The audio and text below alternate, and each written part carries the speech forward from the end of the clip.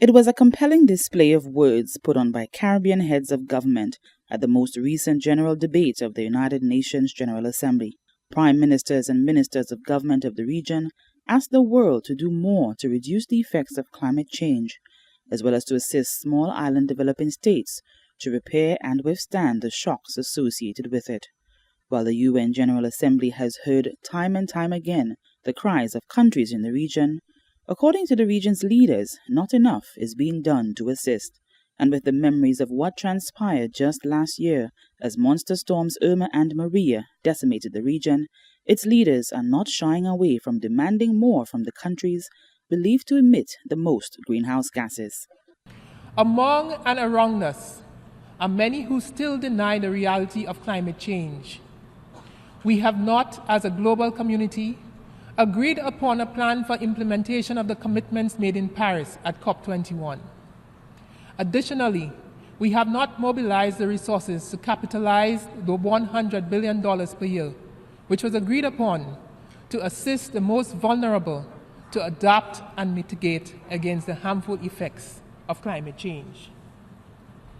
While we have failed to live up to these commitments, Arctic ice shelves continue to melt at an alarming rate. The oceans continue to get warmer. Hurricanes and storms continue to develop and threaten countries. Barbados' Prime Minister Mia Mottley did not mince her words while addressing the gathering for the very first time. She too expressed her disappointment with the international community as her country had also experienced the effects of climate change. For us, it is about saving lives. For others, it is about saving profits.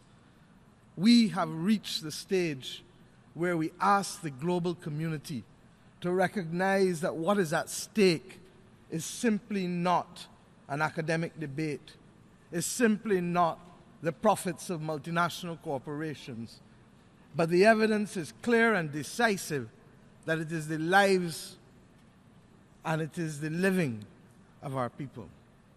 I ask us, how do we listen to speech after speech after speech? How many more must we listen to before we realize that the agreements that are necessary to fund climate change, the agreements that are necessary to cap us not at 2-degree change, because 2-degree change means a rise in sea level of 1.5 to 2 meters for our islands. St. Lucia's Prime Minister also joined in the fight. These halls echo with the words of SIDS and MICs, leaders year after year making plain and clear the challenges we all face. Yet global policies and programs and strategies remain unfairly unaccommodating to these very real and true challenges. The world acknowledges our acronyms, but little or nothing else changes. 13 Caribbean countries were represented at the UN Assembly's General Debate, which opened on September 15th and closed on October 3rd, 2018. For Hot 7's Nightly News, I'm Nisha Charles reporting.